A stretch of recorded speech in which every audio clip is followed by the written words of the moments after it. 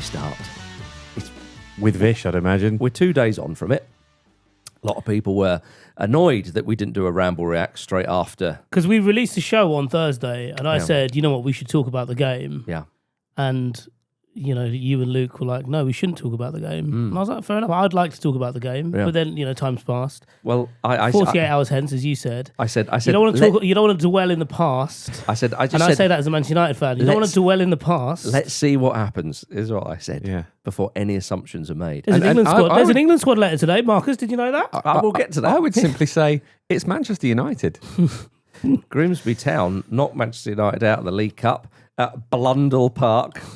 I mean, it was. You should have known. Blundell Park. We did know. I think we Sorry, it was League Two Grimsby Town. The signs were there, weren't they? Yeah, with the fish as well. What a great penalty shootout, though. It was. It got to the point where I thought people aren't bothered anymore. Well, it was genuinely a fascinating watch, wasn't it? Because you could tell, with all due respect to him, that Christy Pym was a little nervous. He didn't really back himself. He was going really, really early on a lot of those penalties. He was. And you thought, okay, this is going to be their undoing. It's amazing that they've got this far, but it is ultimately going to be something that they're going to reflect on as being a near miss. But then Onana was the same. I mean, he got his hand to a few of them, but was very, very weak on them. And I just think you have to save... you have to save more than 1 out of 13 penalties when the other team have winner chicken dinner printed on the back of their shirts. I think you just have to at that level. Surely, though, you have to. It's a winning mentality, though. I suppose it is, isn't it? Maybe that's what powered them through. I mean, it wouldn't have really mattered had Man United gone through because... How many penalties do you think Ruben Amorim saw? Well, he apparently didn't see any. He just turned away. He sat in the dugout, his head in his hands during the shootout, said he didn't watch it because at that stage it didn't matter whether they won or not. Now, I've never... It's the first time I've ever really, truly identified with a Manchester United manager. I have to say, I think that is an outrageous thing for him to have said. Absolutely outrageous. There's new lows and there's like brand spanking new lows. I think he's like what he said, like what he did was ludicrous. Yeah. We haven't even got on to the fucking little magnets, but I like that. Yeah, but what he said made sense because it was like, look, this has been an utter shit show. Yeah. It actually doesn't matter whether we win or get knocked out here. Showed a bit of character, getting it back into the game. Well, no, because it has been that bad. The collateral from this, obviously, it's greater if they lose, but it's still there if they win. Yeah, but the reason I think it's outrageous is because they don't have Europe this season. This is another path to a trophy. It's a path to Europe as well. That's immediately closed down. And I think when he says that, what he's reacting to is the pressure on him, not the reality of his job as Man United manager. I think it's outrageous for him to say it doesn't matter. Of course it matters. You have to get through. Yeah, regardless of the circumstances. It is quite funny, though. Yeah, it's hilarious. I feel for the bloke. Oh, completely. And that's like, I think that's an indication of quite how much the pressure is showing on him, right? Yeah, I think I felt for all the Man United managers. Even Van Gaal. Even Jose. Yeah. More on him in a bit. Just ridiculous. Absolutely ridiculous. And did you feel like there was... Could it got any worse when the Grimsby Town goalkeeper himself, Christy Pym, said, I'm a Man United fan, so I'm half fuming, but no, it's like, this is what you play football for. Yeah. Even the opposition keeper was annoyed. It was a series of, like, the penalties were long, but the memes were longer. Yeah. Their keeper wanted you to win. Half of him. Well, he certainly looked like it for the first bit of the penalty shootout, and he thought, bollocks to you, I've given you enough. I'm going to start trying to save them because it was a little bit shilted in 90 times. There was a Manchester United fan who was tweeting from the game, and they were front row behind Christy Pym's end for the first half, and they were giving him a lot of shit. And he turned to the fans and said, "I'm a Manchester United fan," and one of them shouted, "Then let one in, you dick." That's what happened. Genuinely, what happened on Wednesday evening. Manchester United. I'm trying to find the words. I mean, it's stunning stuff. When they were pushing for the equaliser, 100% I knew Manchester United were going to get it. Yeah. When Maguire's on, he's going to nod something. But it was just like, it wasn't even just the wave. It was like, I know how this goes, and it wasn't about getting back into the game. It was because I worked out about 70 minutes that it would be much funnier if Manchester United lost that on penalties. Yeah. Yeah, and that was the in terms of funny narrative, that's the ideal scenario, right? It's actually way worse than going out in normal time. Way worse, especially because there were so many penalties. But the funny thing was, though, like it got to the point where Grimsby Town should have been 3-0 up. Yes. And you thought to yourself, how have Grimsby... when you're 2-0 up and then you've got a lead to protect and they bring on Boomo and all the rest of it, you think, okay, they are going to sort of drop deeper. That's natural. But here you are thinking, there we were thinking, this League Two side should be out of sight. Mm-hmm. League Two. This is not going to happen, but if they suddenly had an absolute shocker of a season, they could be out of the Football League at the end of the season. It's not going to happen, but that's where they are in the football pyramid. Yeah, so I mean... for a moment I got quite relieved. I thought you were talking about Manchester United. but the thing is that, right, so is there any kind of argument here, Vish, that this is, he brought a few players back and said, of course Manchester United, piss poor, absolutely piss poor. So, but they did look a bit better against Arsenal. And against Fulham, obviously started really well that first 10 minutes. I personally thought, from where I was sitting, that Fulham second half in particular were on top. Not hugely on top, but they were on top. But ultimately, Manchester United go away against a sort of mid-table Premier League side, and all things considered, gave an okay account of themselves. It's not too inspiring, but it wasn't like shockingly bad. Elements of last season. Are we early days and all that shit? Like, I understand this is so bad, but is this? Do you think this is a portent for the rest of the season, or do you think, well, hang on a minute, there has been a few little improvements, or am I just desperately trying to give Amorim and co any benefit of any doubt there? Yeah, I mean, I also think you're being quite nice to me here, but it was your Friday as well. But I said after the Arsenal game that it was an encouraging performance, but Manchester United in their recent tumultuous history have actually raised it for the big teams. That's never really been the problem. Like, in particular, what they're willing to, but like Man City as well. Yeah, it's not really been what they've been willing to do against the top teams. It's about any kind of structure, any kind of like running thread through, like whether it's a style of play or effort throughout a whole season, and that's always been lacking. Fulham, I suppose, like without showing the listeners how the sausages are made too much, if Manchester United beat Fulham, we don't mention it. For the 9th time in a row at Craven Cottage. Yeah. But if Manchester United had beaten Fulham, we wouldn't have talked about it on the show. We didn't talk about it on the show when they drew. We would have talked about it on the show if they'd lost, which probably shows where they should have been. I would have that demanded particular game, of course, rightly so. And we're talking about this game 2 days out. So, like, I do think it's. But yeah, I mean, I think it's done. Really, I don't see it getting better.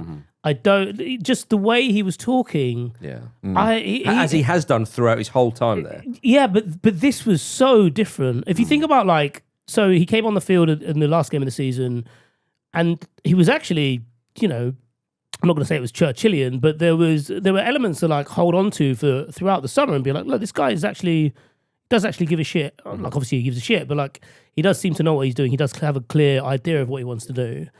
And then at the same time, the man was playing with magnets. Yeah. Midway through, like Jogi Love's probably looking at that, being like, "Oh mate, I wouldn't fiddle with that." Again, though, the thing with that though is. He's playing with magnets. Yeah, but I mean that's in the rain. He's playing with magnets in the rain. That's the sort of thing that only kind of swallow the magnets. Then no, definitely don't do that. It might have been better than can do damage. Yeah, and you end up stuck to things, won't you? Exactly, because you're full of magnets. But yeah, I mean that's the sort of thing that only comes back on you when it goes badly, though, right? It's a really easy memeable thing. Yeah, the magnets and things like that. But obviously, it's part of how they're set up. But it's really interesting this because it's such an extreme result that it kind of accelerates the idea of the pressure that they and he are under. And I look at this situation and I think we're very close to a point where it's essentially just a race between which party this becomes untenable for first, whether that's him or whether it's the club. Because he does look on the verge of walking. You've been calling this for a long time, Marcus, and I think that looks like the most likely outcome now. But they've spent, it's about 240 million this summer, isn't it? Obviously, that's without money coming in, so the net spend will be lower than that. Yeah. But they've obviously backed him, so I think they're going to be probably quite reluctant to sack him now because it might be a little bit of an overreaction to do that because there are signs of improvement. There is talk that it's going to, of course, it's going to take a little bit of time for them to bed in the new signings, and there's still all this talk of the system having to be kind of bedded in, even though he doesn't seem to know how to get the best out of the system that he's kind of hung his hat on. But when he's not watching the penalty shootout and he's saying it doesn't matter whether they go through or not, it is. I mean, it's quite literally an absence of leadership, isn't it? I think at this point, I know he's under extreme pressure, but he's just doing a bad job in that situation. Yeah, I mean, I think I understand why you're saying that, and I don't think he should say those words. What he's trying to say, as Vish mentioned earlier, as you'll know yourself, is, "Oh my, this is so bad. I'm fully aware, everybody, how bad this is." He's putting his hair shirt on, isn't he, in that moment? Yes, indeed. But of course it does matter. I mean, when Man United played Coventry in the semi-final of the FA Cup and they won on penalties, and they sort of celebrated, a lot especially of Anthony. A lot of Man United fans probably thought, yeah, I mean, we shouldn't really be celebrating that. But then they go on and win the cup. Yeah. So I think it was also like we shouldn't probably shush Coventry City fans. there's definitely that as well. So, but I think that Amorim, he keeps saying things which perhaps resonate with a lot of the fans, but as a manager, you can't just keep doing that, because at some point you've got to say, well, it feels like Amorim's shrugging his shoulders going, well, what, I can't do anything with this lot. Mm-hmm. Why are you looking at me? It's like he's gone into the stands and is heckling his own team almost. And that's that's the next step. It's not good. You can't have that, because he is in the position to change things around. And I think I think he's safe for at least another few months. Do you know what I mean? Well, obviously, chaos theory, if they lose every game 5-0 from now until then, if they're tonked by Burnley. But I think that's unlikely. But I think he's safe for the reasons you say. I know that they spent a bit with Erik ten Hag and they got burned with that. But I think it would be so bad if they were to sack him in the immediate. Yeah, I don't think they will. No, I don't think they will. So that's the point I'm sort of labouring. I think they should. Really? So I think ultimately, Vish, you're probably right. I don't think this is going to turn around. But I think one of the reasons maybe is because the club now have to really sort of, with Wilcox and some sort of relatively new faces at the club. Well, they're not that new, but you know what I mean. They've really got to have a think, because Amorim, they went all in on one of the youngest and most brightest managers in Europe, but had limited experience, of course. Yeah, and they also, as you hint at there, they changed the entire structure around him at the same time, which is it's impossible for it to be coherent. Well, right? it is, and I mean, look at if Thomas Frank was being linked there. My goodness, Man United fans will think, as we say, Thomas Frank every 3 days seems to be able to get his team, who largely not his players, to play in any system that he devises and give a good account of themselves. Yeah. Man United have been trying to play this same system for how many months now? Under Amorim, and that is the crucial point. That's the damning thing. Yep. Oliver Glasner plays it and it works. Amorim should just go to every Palace game. Take notes on that. They should have raided Palace. They were there for the time. They could still get Mark Gay.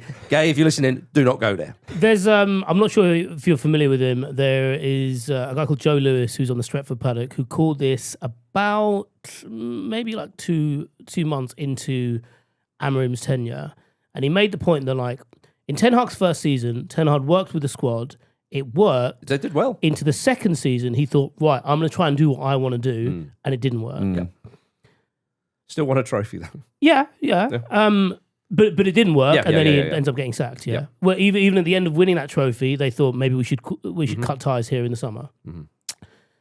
Amorim came in and tried to do that immediately. Mm-hmm. It's almost like he didn't look at the squad. Yeah. He was like, right, this is. Here are the round holes, where are the square pegs. Yeah. And so we've not only have we seen his hand, and you're right to talk about how much has changed around him, but it is much better around him than it was over any previous manager in terms of everything geared towards improvement of the team. Yep. And at the same time, Manchester United have spent a lot of money over the summer, and the thing that tips it over the edge for me is that we are fire sailing our young players. That's a huge thing. Yeah. For the benefit of a system and a manager that in our heart of hearts we know won't work. Yes. And it's not even even strip away all the emotion about losing an academy product or like a bright young prospect, as Garnacho and Kobe Mainoo, by the way. Garnacho being palmed off to Chelsea for £40 million at 21, like an Argentine international, someone who is not just been the most engaging forward that we've had in years, but also his numbers generally stack up across across Europe. I'm going to read this tweet from Chicago Dimitri, who's an American Chelsea blogger. Since 2017, there have been 4 times that an under-21 winger has played over 2,000 minutes in a top-flight league, taken more than 3 shots a game, and had 2.5 successful carries in the box per game, taking the ball into the box as a wide man. One is Lamine Yamal. The second is Esteval. Third and fourth is Garnacho. Wow. There's a player there, and this is the trouble, Vish. But like, it's not like he needs to be uncovered. He's there. Yeah, sure. Yeah. You're absolutely right. So you have him, and you know Mainu's talent as well. Yeah. And it's like, how are you not getting a tune where even Ten Hag got a little bit of something? This is undoubtedly worse. But also, like, this is where someone from above needs to step in. It's that those deals should simply be blocked. Well, this is where the club are stepping in because Mainu apparently has asked to be loaned out for a season. Right. And that speaks volumes. Mainu clearly, he's come through the ranks there. He wants to play for a good Manchester United side. He's also got he's got a international competition to think about. Indeed. So he's thinking, loan me out because by the time I come back at the end of the season, this guy will be gone. Yeah, absolutely. And I'll have a chance. Yeah. Well, there's a feeling that a lot, and that's been a problem for a long, long time at Manchester United, isn't it? And I think the Garnacho situation is an interesting example of how the more things change, the more they stay the same, right? Because this kind of, as you point out, he's a very young winger with a lot of experience and a lot of talent already. We can see that he should be a really, really exciting prospect. They have entirely devalued him by kind of essentially making it clear that he's got no future at the club. Chelsea have waited until the end of the window so they can get him for a decent amount of money. Garnacho's played his part in that. You have to, absolutely, for a bit of balance. absolutely, he has, but they need to be a bit smarter than that, I think. And you know, if you look back to the sagas with Paul Pogba and Cristiano Ronaldo and players like Donny van der Beek, who obviously didn't work out there, and they become almost like unplayers, and even David De Gea towards the end of his time, like. The idea is always, someone needs to come in and change the culture. This is exactly that culture. This bomb squad approach is the same thing, but it looks slightly different. Also, as well, going back to the point about Amorim and the whole club being, also trying to shape around his thing. That's precisely the reason why you get in sporting directors, so you don't have that. So you don't suddenly sign a load of players that fit a particular system. So if that manager moves on, then you're buggered. 100%. They need to get the Manchester United culture back at the club, and any culture's fine. Well, because that's I think that's overly generous of you. This is the Manchester United culture. Well, it's the Glazer culture. This it is. That's what that is. Let me row back on that generosity just a little bit. All I'm saying is Ole Gunnar Solskjaer's been for sacked by fuck's sake! Why did I take that sincerely? Yeah, that's all. Just get him back. Marcus, can I just add that Jose Mourinho has parted ways with Fenerbahce? Could we have a good cop, awful cop, course you can, good Jim. cop, worst cop ever combination? He's coming over. I couldn't believe my luck when this morning on the way in, Jose Mourinho parted ways with Fenerbahce. Come on, Vish. Which one of the two would you rather? They were both way better. Hey, one won trophies. One won the Europa League. The other, he got the final and failed on it. And mammoth penalty shootout again. Yeah, and he said that thing about not feeding his kids. But it was still better. Let's be clear. Jose Mourinho, he will be in charge of West Ham come the international break. Jose Mourinho. Yeah. And all I'm saying is... what a horrendous proposition they will be under Jose Mourinho as well. Jim, I feel... That is muck and bullets from minute one. As I've said before, when Mourinho does this sort of stuff, it makes me feel like, what's his name? Ron Swanson from, what's that show? Parks and Rec. Parks and Recs, where the ex-wife, what's her name? Tammy. The sassy ex-wife 100%. turns up and you're thinking, no, keep her away from me. And then Mourinho turns up and there we are, all vigorously getting off with him. Absolutely, the worst of him right at the surface. I think the most intriguing thing will be come the 3rd of December. Yeah. When Manchester United entertain West Ham. Come on. At Old Trafford. He's got his sights on that, hasn't he? Yeah. So that's what he's looking at. He is flicking through the fixtures. fixtures. He's gone through the fixtures. And he's like, who are playing my mortal enemies? Yep. Who, the breakdown of the relationship is entirely my fault. Who are they playing in the next 2 months? And he's just seen West Ham come He's like, I can get them way up and running by then. Yeah. I think Man United need a reset, and Ole Gunnar would surely be the man. Give it Solskjaer I for mean, the rest of the that's season. like to make a serious point about that. Genuinely, like, not a bad idea. I think Ruben Amorim's time's up. If I woke up tomorrow and he was sacked, I wouldn't think twice. I'd probably be a little happier. But ultimately, I don't have a solution. I don't know who Yeah. No, there's no solution. who is available. I don't know who's available. I don't know Solskjaer. who would want it. I don't know who. Solskjaer. I don't know who would come in. Solskjaer. I don't know who I'd want to take the job. You'll come round to it. No, You still got that poster of him? no. I threw that in the dump Why? because it was a poster of Ole Gunnar Solskjaer. What's wrong with that? Sorry, it wasn't even a poster. It was one of those machine-made portraits of Ole Gunnar Solskjaer. And Solskjaer has won it. Yeah, you How always have dare you? that. How dare you? No, don't do that. Man United are hosting Burnley. I'd on give it Saturday. back. I'd give it back now. Oh, it's a chance against We've got Scot- another one. against Burnley. This is something that I am fully behind, and I think all the Ramble listeners will be behind because the goalkeeping situation has been that bad at Manchester United. There are genuine reports that Tom Heaton could start in goal. Manchester United, come on.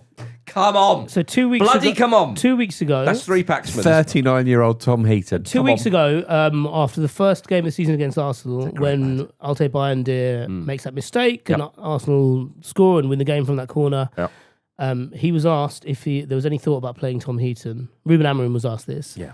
And he responded to the question like someone had asked if they could come to his house and piss on his kids. Third game of the season. It's like, Got some bad news, kids. I've had a change of heart. Right. What's happening? Doesn't matter. Get in the bath. Coming up after this, it's Liverpool v Arsenal in a Sunday afternoon barn burner. Strand Larson, whoa! Strand Larson, whoa! If you're Newcastle, you ain't having. You're not going to buy him off it. No. Is that one of Pete's links? It must be. Well, back to the football round, everybody. Liverpool v Arsenal, Sunday at 4:30. That means it's first versus second in last season's Premier League table. Arsenal currently first. Yep. They have only won once at Anfield since 2012, and that was a penalty shootout in the League Cup. So, technically, Mikel Arteta played in the last league game that Arsenal won at Anfield, which is quite telling, isn't it? So, yeah, I was going to say, well, he knows how to win there, but he's had a few goes as a manager. I don't think he'll be lacing up his boots. So. No. Bukayo Saka won't be lacing up his boots. He's going to miss the match. No. Ruled out for 3 to 4 weeks with a hamstring injury, which I understand is not as bad as first feared, but it is a bit annoying, isn't it? It is a bit annoying, but what's very interesting about that is last season or any of the prior sort of 3 or 4 seasons, that would have been an absolute disaster. You got your teenage sensations. You got the teenage sensation of Max Dowman, who and Ranieri. I would be very surprised if Max Dowman starts. Ranieri's at a Anfield. teenage sensation. But I think Ranieri's seen more as a central player now. Okay. Which is why I didn't mention him. But Noni Madueke is obviously the answer to that problem. Oh, hello. And I think that is really the story of Arsenal season. It's having a squad where there's, in theory, and I hope in practice, there's going to be a lot of rotation. And I think the idea will be that the opposition don't quite know what they're going to be up against. They don't quite know what to prepare for. And obviously, you would always rather have Saka. But I go into this game less like, oh God. I mean, we haven't won there since 2012, so it's very possible that will continue. But it's at the stage of the season where it's very exciting to not quite know what you're going to get from Arsenal. And I'm also delighted to just get this one out the fucking way. Yeah, there's that. Frankly. There is that. I think Arsenal are going to win. You do? Because I think Liverpool haven't quite sorted out their defence yet. And I think Arsenal are, we know how robust they are when it comes to that. And I think Everett is going to make his debut.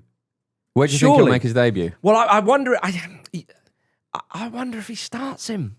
He might do. What do you think, Vish? Yeah, he could do. I mean, if you look at Liverpool's problem areas, like if you really narrow down into it, it's the fullbacks. Yeah. Kirk hasn't had a great start. Yeah. Szoboszlai actually played pretty well. He did, yeah. On Monday night against Newcastle. I wonder if that was, with something in mind, because Conor Bradley was on the bench. Mm-hmm. Yeah, maybe preparing him for this game, Yeah. because definitely they'll need legs in those positions, given what Arsenal do. Odegaard could possibly be fit, by the way, to play. So, yeah, I mean, would he start Eze over Martinelli?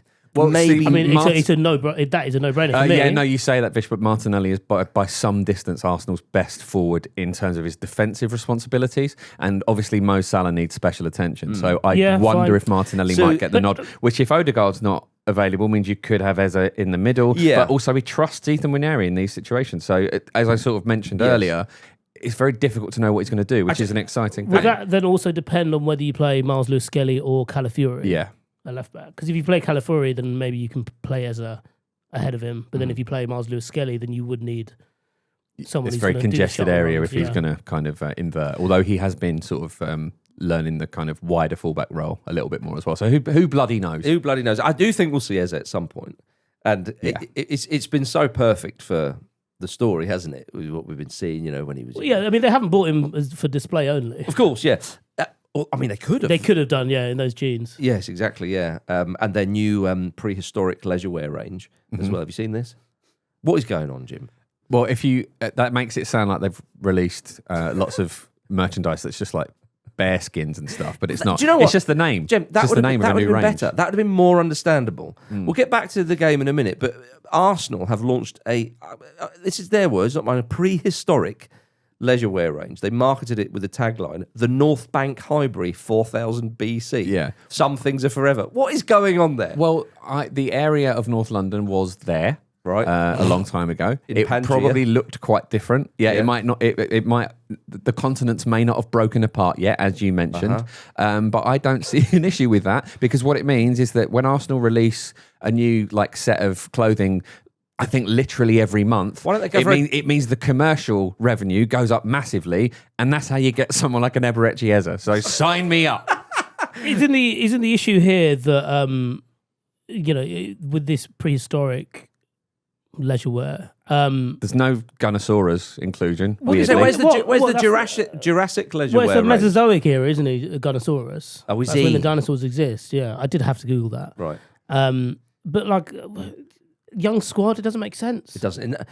Unless None of they're it learning makes about sense. it. Did you ever used to that thing where you'd have a sleepover at the Science Museum? No, because I lived in Edinburgh. Right. Okay. They don't have science up there? Not the Science Museum. that Right. we're No, talking fine. about, yeah. But They don't yeah. have science up there. Right.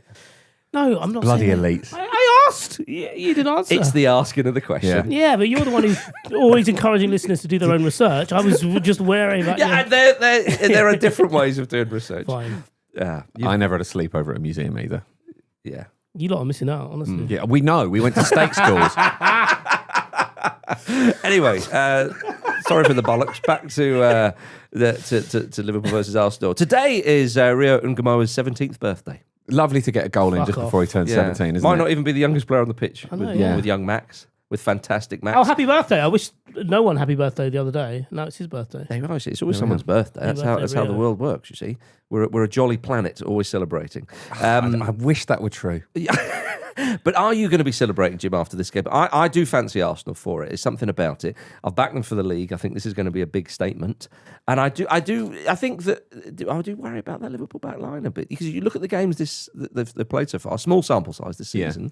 But it's I know what you're saying. But I think it's there. I also do think, though, there is a sense that Arsenal haven't quite clicked in an attacking sense, so that there is they could, in a very basic way, cancel each other out. That's damning on that Leeds regard. United. Yeah, but Leeds United were quite shit. Okay. Arsenal had 5 shots on target and they all went in. Right. So that tells its own story. And there were a lot of kind of misconnections even in that game. Yes. This game, I know obviously he got his goals, Gyökeres against Leeds, but this is the type of game where people will scrutinise his performance. It already was at Old Trafford when didn't get much of the ball. I wouldn't blame him for that. That seemed to be the way they were kind of set up. He had a couple of moments he could have done better in, though. Right. And this, you're absolutely right. But this is a big game. And I think these are the games where you get a little sniff at goal, you've got to take them. this is the levelling up that he needs to do. And obviously he scored goals in the Champions League, so you would hope that was in there, but this is about as stern a test as it gets, basically, in world football, isn't it? Anfield away. So Yes. hopefully he'll get a chance and he'll take it. We'll see. I've got a feeling in my admittedly very clumsy bones that if Ethan Nwaneri does feature in any way, he'll have some sort of positive impact because he's just completely fearless and he's completely unfazed by things. I think there's a sense that because Max Dowman's getting so many headlines as well, he's almost like the forgotten man at 18 or like yesterday's news, or like essentially like he's just like, oh yeah, Ethan's just part of the squad now, He's etc. prehistoric now. Yeah, he's exactly, yeah. And I think I've got a feeling that's put a little bit of fire in his belly. There's the feeling, and I've got a feeling that you've got a flicker of hope in your eyes, Jim. I do have a flicker of hope. And There's that's always fine. a flicker. You could, Must be nice. as Ange Postecoglou once said, "Oh, let them dream." Indeed. Now, Why are you bringing him into Why are you this? cursing that? he's got nothing to do with anything anymore. Oh, Liverpool fan. Is he? Really? Yeah. I suppose a lot of them are that age, aren't they? Australians. No, men and women. Oh. Right? Champions League draw happened yesterday. Last night, more specifically. Before the... Oi, Jim. Before the draw started, Bayer Leverkusen tweeted, just hoping we don't get Grimsby. So unnecessary. And who was their manager? So Eric Ten salty. Hag. Eric Ten Hag was given the password for 5 minutes, and that's what he does. Oi, it's a Unbelievable. lovely dig. is. Vish, it's a good dig. Also, quietly, the reason Manchester United were in a position to lose to Grimsby is because they weren't in any European competition. A fact hammered home when my brother asked me yesterday who we got in the Champions League. Knob. Oh, Oh, dear. Yeah. Dearie me. Well, Newcastle United, they're in there. Another team that playing black and white. They will welcome Barcelona to St James's Park. And if Tino Asprilla is not made the guest of honour for that game, I don't know who will. I mean, that's going to be absolutely electric, isn't it? Yeah. They travel to Paris Saint-Germain, or Paris, as they prefer to be called, which is why we'll never call them that. Obviously, you know, they It's were not their hard, name no, as well. Indeed, they were hard done by at that ground. When was it? I can't remember now. 2 seasons ago, was it, or there or thereabouts? At St James's Park. No, well, they won at St James's Park. They hammered them, Yes, but yeah. in Paris when they were playing Paris Saint-Germain, there was that. Was it a penalty or a goal? They were hard done by there.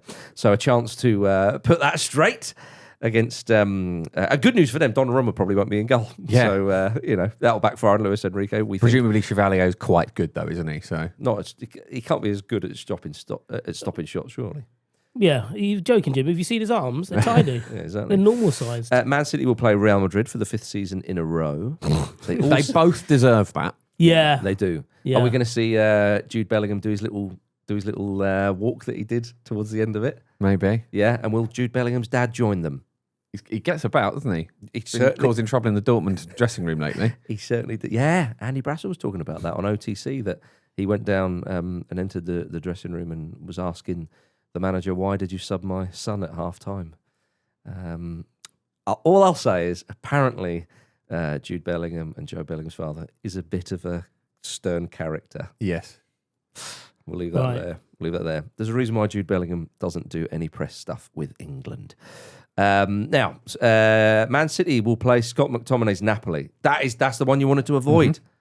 Scott McTominay, last time he played them would have been that FA Cup final, of course, which he was victorious. You've essentially got to mark the air against Scott McTominay, and you simply can't do that. And Unless some of you've got that air will floating be cigarette players. smoke. Yeah, exactly. So. Follow the tomato juice and cigarette smoke, and you will find a very, very happy Scotsman. The Flying Scotsman. Well, indeed, Jim, indeed. I love the fact that Tottenham go away to Bodo Glimt in the Champions League. Yes, and that is a We meet very again. much a symbol of how far they've come in a short and baffling time. Yeah, both sides. Bodo Glimt didn't even win the Europa League, and look, there they are. Yeah, they signed Xavi Simons today. What, Bodo Glimt? No, Oh, okay. Tottenham Hotspur, as you well know. And that, I tell you what a tonic that is for missing out on Gibbs White and Eza. That is a fantastic signing. But have they got it over the line, or is Marinakis going to turn up and scupper it somewhere? Good point. Yeah. Good point. Chelsea could suddenly fancy it and he'd be whisked away. So at the time of recording, we're pretty sure that Xavi Simons is going to Spurs, as we were with Morgan Gibbs White and maybe Eberechi Eze as well. Arsenal and Liverpool both play Inter and Atletico. Enjoyably, Liverpool also play Real Madrid. He's coming home. That is, well done. We're Computer. going to see Trent back at Anfield. Are they going to make rat signs, or are they going to get little ears to look like rats and wear them? I think Trent is going to have to get in touch with Jurgen Klopp and say, please, can you come to the game and do your little message like you did last time? Yeah. Because that saved him a lot. Please shush them. Please shush them. Imagine. If Jude I'm Bellingham scores in that game, because they're really good mates, aren't they? I Yeah. don't think he's going to be shy. He's going to run over to Trent and be like, celebrate with me now. Yeah, he's going to make him. Otherwise, I'm going to set my dad That's on you. that's all I have to look forward to this season is Trent scoring, shushing them, Bellingham joining in, Yep. Bellingham's dad going up to Arne Slot, patting him on his head. Yep.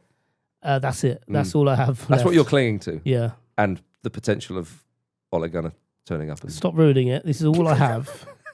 go back to the dump. All Have you you still have got my is poster? imagining Liverpool losing. because they're not actually doing it. Don't even have to they don't even have to lose. They don't even have to lose. Oh dear! Just want that moment. Did you see the FC Kairat players? Talking to rats, FC Kairat of Kazakhstan. Did you see them celebrating the draw like they were a lower league team in the FA Cup? Yeah, it's great. And they're playing Real Madrid. Like they're a team from Kazakhstan who are playing Real Madrid. Yes. Yeah. I tell you what, in Kazakhstan. Yeah. Arsenal are playing them. Crucially, they're hosting them. Yeah. What a sickener that would have I been. mean, everyone's hoping to avoid that away day, right? That is horrendous. But I really wanted Newcastle to play them away because you know Pete would go. He Yeah. would, yeah, he He'd would. have been there. Yeah, he would have happened to be there anyway, so he could have taken in the But game. they're not gone. No, That would have been Pete. It's like there was what was the Dortmund game? It was Dortmund Bayern Munich. Dortmund by Der Munich. Klassiker in Dortmund. Yeah, he was there the week before. No, he was there the same weekend. Was it? Yeah. And we were like, oh, are you going to the game? Oh, I didn't know a game was going on. Oh God. He didn't even try. Oh dear. Well, let's go down a couple of European competitions. Crystal Palace will be in today's Europa Conference League draw. They qualified for this draw for the first time ever last night. They achieved this with a 0-0 draw away to Friedrichstad, described by some people on the live text on the BBC as one of the worst games of football of all time. But they got through. Mark Gay played as per Glasner's wish. They got themselves over the line. I didn't think it was going to be that close in terms of the scoreline, but you know, an aggregate wins an aggregate wins an aggregate win, as the old expression goes. Just imagine if they'd gone out. How It would have been how awful. abysmal that would have been. Yeah, but they didn't, Jim. They didn't. Okay. So yes, they are, for me, they are immediately one of the favourites for it. Fiorentina did go through as well, just about. So sadly, though, Hibs went out. No. Aberdeen will be in this draw. They lost in the Europa League, but they dropped down. But Hibs was so close to a famous result, they lost in extra time and thus will not play any more European football this season. So Rangers and Celtic... boo-hoo. What? Yeah, not everyone gets to play in Europe. Yeah. Yeah, They can organise a friendly with Manchester United. they can. Yeah. Well, they've probably got their League Cup as well, haven't they? Yeah, you can And the final of that is like in November, isn't it? Yes. go out to Singapore in the League Cup dates with Hibs. On Pete's little mid-season mystery tour. Yeah, Yeah. but Jim, who opens? Who headlines? So Scotland will be represented in European football this season with Aberdeen in the Conference League and the mighty Rangers and Celtic in the Europa League. Bless them. All right, coming up after this, have Newcastle signed a replacement for Alexander Isak? Leeds United, the side who were described as a bit shit by Jim earlier in the show, are hosting Newcastle United. It's a Saturday early evening game, Jim, so you can watch them on the telly box.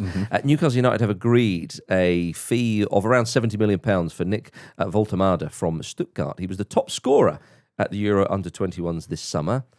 Got a silver medal because the gold went to His Majesty's men.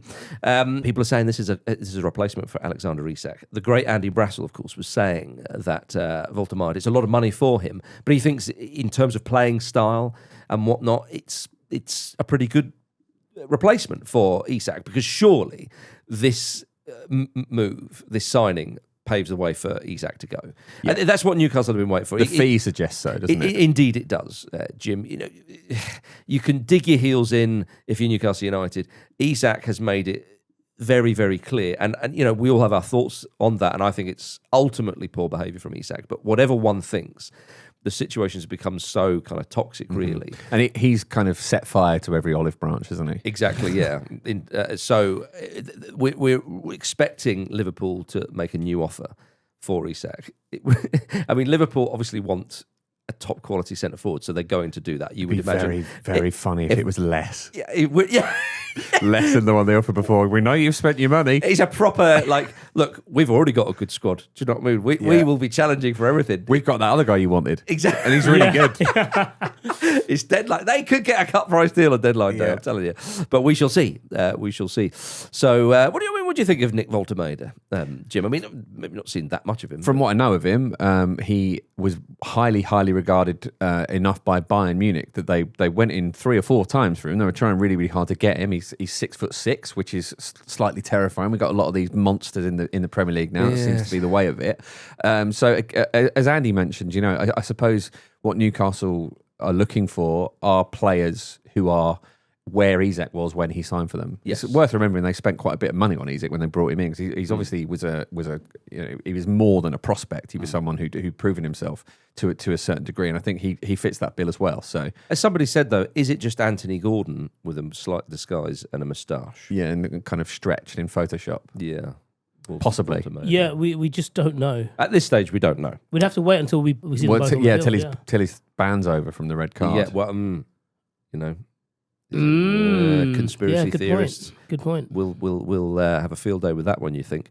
It's also been reported that Newcastle still want to sign Johan Wissa from Brentford. Wissa, I'm going to get confused with this, Wissa and Woltemade. Sort your W's out. I like the... Because it is Wissa. Yeah. We're often tempted to say Vissa, but it is Wissa. Yeah. Here's a simple guide. Wissa's with the W sound. Woltemade's with the V sound. There you go. Oh, I see. All Yeah, right. you should know It's that actually now. not that complicated. Fair enough. I like the idea that of being like, the way Isak's behaving, I don't want him at our club anyway. No. Such disrespect to his contract. Mm-hmm. Brentford, you really should give us Visa. Please. Yeah, indeed. I mean, it would be... If they get Wissa as well, then suddenly everything looks like it's turned Definitely. around at Newcastle. Yeah, very much so. You got someone with Premier League experience who is a hard worker, and then you also have someone who is young and exciting, is massive, and also does, like, profile-wise, as people have said, like, does, the way he operates on a football field is not too dissimilar to Isak. And because of Wissa, Woltemade has a chance to, smooth out whatever rough edges he has to be better equipped for the Premier League. I mean, this window, in terms of the talent that the Premier League has sucked into it, has been astonishing, really. Isn't Record it? I can't breaking, Jim. Yeah, but We are obviously class, in terms aren't of we? money, yeah, we are the good guys for sure. We are so good. But it is a really exciting prospect. You look across the board, the squads that most teams have now is, as 5 subs have come in and everybody accepts that, with the amount of games they have to play, they have to have bigger squads. There are some really, really exceptional, kind of bulletproof looking squads in there. Patrick Bamford has left Leeds United, though. Well, that actually, can I revise what I just said? Please do, yeah. His contract was terminated by mutual consent. Very Bamfordy.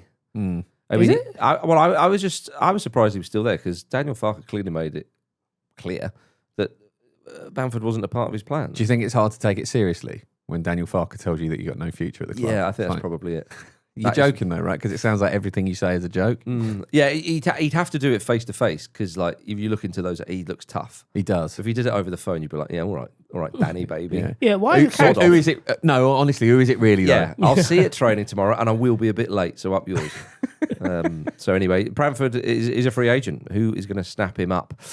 Well, I feel like he wouldn't have been much money over the summer, and no one snapped him up. So Yeah. I think A championship club. I mean, he scores goals down. yeah, he's been a very, very good championship player for Leeds. Had that small window, I think, ahead of Euro 2021 during COVID, where he was pretty good for Leeds in the Premier League. And got an England call up. Yeah, that was then, yeah. But yeah, it's just, I mean, they've basically upgraded a little bit with Calvert-Lewin in that they have someone who's done what Bamford's done sometimes in the Premier League, who's also very handsome and very injury prone. Yes. But they have signed someone, unlike Fulham, who play Chelsea on Saturday at 12:30. It's the West London derby. And the Premier League weekend kicks off with it. What a game to do it to, Jim. Fulham beat Bristol City 2-0 in the League Cup second round this weekend, and got that $7,000 prize money that you get from winning the game. As I say, Sir Jim will be sick to the back teeth that he's missed out on 7,000. Someone's getting sucked. He missed out on 7,000 boys, Vish. He'll be absolutely gutted with that. 7,000 spondulics. But Fulham have got their share of the cash on their road to get in the $150,000 pot or whatever it is this season. Fulham yet to sign any new outfield players so far this window. A real statement of intent. Well, that's from Fulham. That's it, isn't it? And We're happy. How do you feel about that in terms of hanging on to Marco Silva? Because to me, that suggests that, Yeah, he's not happy. Yeah. Well, I do fear that this could be Silva's last season at Fulham. I felt that a few times, and things like they got a record Premier League points tally last season, which some clubs will be like, oh yeah, but you didn't get anything tangible like a European place. But still, it's something marker, I suppose, from Marco. He's. I think the recruitment's been poor, whereas in previous summers it's actually been all right. Yeah. Considering that, when all the way back when Mitrovic goes, they're getting Raul Jimenez, who on a free, which I thought wasn't bad business. When Palhinha goes, they're getting Sander Berger, who's done well. They've recruited. I mean, getting in Palhinha as they did a few seasons ago. I've made a lot of noise about how good that was. Keeping Anthony Robinson at the club, keeping Kene Tete, one or two of these players, I think they've done well.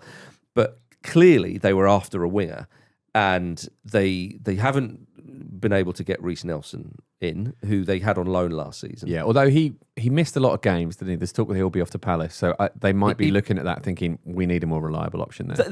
There is that as well. There's talk of Kevin from Shakhtar, the wonderfully named Brazilian Kevin from Shakhtar. I think he scored last night in their playoff. Very highly rated. Okay, it's the Ukrainian league, so not one of the top levels, but still, though, I think... Plays a lot in Europe, yeah. Yeah, he's one that they're willing to have a club record transfer fee for. Samu Chukwueze from AC Milan is another one they're being linked to. Again, two wide players, and that's really where they're looking to reinforce, particularly in this window. And the talk of Andreas Pereira possibly leaving as well, which is a little bit surprising. Yeah, I mean, he doesn't play that much, to be honest. I like Pereira as a player. I think his end product is lacking a little bit, but he's been a good player for Fulham over the years, and I think a player like him should be starting games for another club, and he knows that more than anybody, so that's probably what will happen. So I think Fulham are all right. I think a decent keeper, all right back, they're pretty sort of fairly solid and functional all over the pitch. You just want that little bit of stardust. I mean, I thought, it seems ridiculous now, I actually thought they should have tried to go for Jack Grealish, and maybe they did try that, but it is that little bit extra, and I think this young lad, Kevin, Big Kev, young Kev from Shakhtar, could be the guy who you think, there's a little bit of something, because if you want to try and improve. But of course, as time goes on, and if Marco Silva thinks, I've repeatedly hitting my head against the glass ceiling here at Fulham, then perhaps he'll go somewhere else come the summer. I sincerely hope he doesn't. But it's not all doom and gloom at Fulham, because the other day on X, they did tweet out, in this is in lieu of lack of signings, of course. They tweeted this: introducing our incredible lineup of chefs on rotation in the gourmet restaurant for the 2025-26 season. Judy Jew, Sally Abbey, and Ben Murphy will be joining Alex Dilling and lifelong Fulham fan Ollie Marlowe. Season and matchday hospitality is now available. And you know what I thought, Jim, when I saw that? I thought, we've got our game back. You and I have obviously enjoyed the hospitality at Fulham, which is not that frankly sensational, isn't it? Yeah, not to this level, yeah. But even at the level we've been to, it was pretty great. It's a good and looking at those chefs' CVs, they're all genuinely pretty impressive. I'm excited. I don't know how it's come to this. That is the kind of tweet, everybody, where you think, what is our club doing over the summer? I saw that. We signed some chefs. I got so Loads excited. of them. I really, really did. Oh, we're building a new stand. That presumably for bigger Oh, I see. Okay, yeah. I love it. Or do I? Fine dining. Yes, indeed. Well, they're off to Stamford Bridge. And of course, Chelsea, at last night's Champions League draw, were given a special award for winning all 6 UEFA trophies. You've got to take your hats off to them, Jim. You do. Chelsea reportedly closing in on a £40 million deal for Alejandro Garnacho because they love wingers. They're going in. Many. I was reading another one. There's another couple of wingers they want. I'm like, surely, you can only play 2. Is this some formation that he's going to create? Is it 2-3-5? I wonder if it's literally just buying up assets, because they're they're absolutely doing that. Yeah, but because they're very, for some reason, well, maybe not for some reason, but wingers are very sellable. Yeah, they are. And if a team is stupid enough to part with a 21-year-old for 40 million with so much Premier League experience, then more fool them. I mean, they're more sellable than goalkeepers. And they bought a shed load of them before, didn't they? So maybe old Todd and the boys are learning this at Chelsea. They're thinking, we went heavy on the goalkeepers. It's not really worked, that investment. What's the furthest distance away from a goalkeeper? All the way over there on the wing. Let's buy a load of them, boys. Maybe they're looking at Garnacho thinking, if we don't play him that much, he'll try and force himself out in the January window. And we can get 50 million. Yeah, exactly. Yeah, turn a profit on him, which they're amazing at doing. Yeah, oddly. Well, Chelsea v Fulham. Who do you fancy for it, Vish? Chelsea. Spiteful, Jim? Yeah, so I read that obviously Fulham won this fixture last season, which ended a run of a 21-game winless away streak at Stamford Bridge, and they've never won consecutive games. So I have to say... Obviously, you've never won consecutive games. With that 21... I mean... Well, no, but never, ever in history. Yeah, I mean, they've not often been in the same league, Jim. Sure, yeah. But the point stands, Marcus, that they very rarely win at Stamford Bridge, so I too am going to go for Chelsea. They cracked it last season. They know how to do it. Is that Marco's team talk? Look, we haven't bought anyone new. You all hit last year. Do it again. That's what I mean. It's Go and do it I know again. we're only fielding 9 players today, but just get on with it. I think it's a real... Put that whisk away. Take that silly hat off for a start. And just go and do it again. Hey, Fulham are unbeaten. Are you so far ordering this food season. on your phone? Yeah. Stop saying behind. Not everyone's seen the bear. Good ref. Let's be honest, Vish, you being the foodie that you are, you were salivating when I read out those list of chefs. weren't you? The names of chefs. It's not why I'm into food. Oh, right. I thought you had a Panini Chef album. Do you think I was getting hard when you were listing all the rubbish Manchester United managers who might come back to the club earlier today? That's not the bit I care about. Oh, dear. What about the Old Firm? Will that make you somewhat Is that because aroused? I said hard? Yeah. Rangers v Celtic this Sunday at 12 p.m. I mean, they are both in such dire straits at the moment that this is going to be so entertaining. Celtic are in much better Oh, they are, shape but than they're Rangers. but they are themselves still off the back of an absolutely humbling result, aren't they? They are. and you're right. And I'm sure they're going to. I'm just- sure they're going to take that frustration out on Russell Martin's Rangers I just wonder if for now. they get Ali McCoist to manage them this game. But you know, this this could be a very, very one-sided. Old What Firm would the derby. score need to be? Yeah. What would the score need to be at half time for Russell Martin to think, you know what, I'm just not going back out there. Where's that little board with the magnets? I reckon 5 or 6. But at half time, I don't think they're going to do that at half time, by the way. And presumably that would partly be also looking out for his safety as well. Someone being like, look, you should. Well, Well, you might as well go home. some joking aside, if they got absolutely tonked in this game, Yeah. then I think he could get sacked. yeah. And if they win, though, I mean, obviously Jim, it doesn't. Jim. Obviously, it doesn't. Make up for going out of Europe in the way that they did, but it keeps the Wolves from the door for a bit. In a weird way, I think that if Rangers were to lose but a battling loss, that in some way for the fans would be annoying because they think, well, at least if we got hammered, he would probably go. Do you see what I mean? You think Rangers fans are sitting there hoping they get hammered? No, I'm not saying that, but there would be consolation in the fact that if they got hammered, then they would change the manager. It would be like, right, you've put us out of our misery. But I think this is a fascinating game. It's always a fascinating game, the Old Firm. But if Martin, this to me is the absolute acid test of how much does he dogmatically stick to his principles because they're not working. But is he going to at all mix it up for this game where he could lose his job if they get hammered? Make no bones about that. This is the one of the biggest fixtures in world football, one of the most intense rivalries in world football. Do you kind of just ignore the noise and go, no, we're going to get it right? But he's already gone past that because if he was going to play a new system, he would then have to, teach it to players who he's already chewed out. Like he's already laid into their lack of dedication to the club and the fact that they're not fighting for each other. Yeah. But more importantly, Go on. If Russell Martin does get sacked after this game because the result goes as we probably expect it to, would you rather Mourinho at West Ham or Rangers?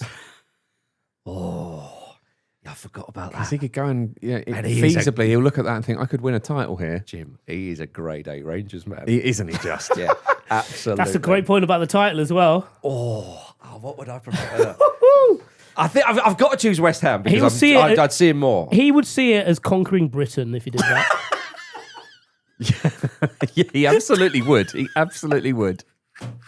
Touting himself as the greatest manager Britain's ever seen. Yeah. We have to end it there. Oh dear.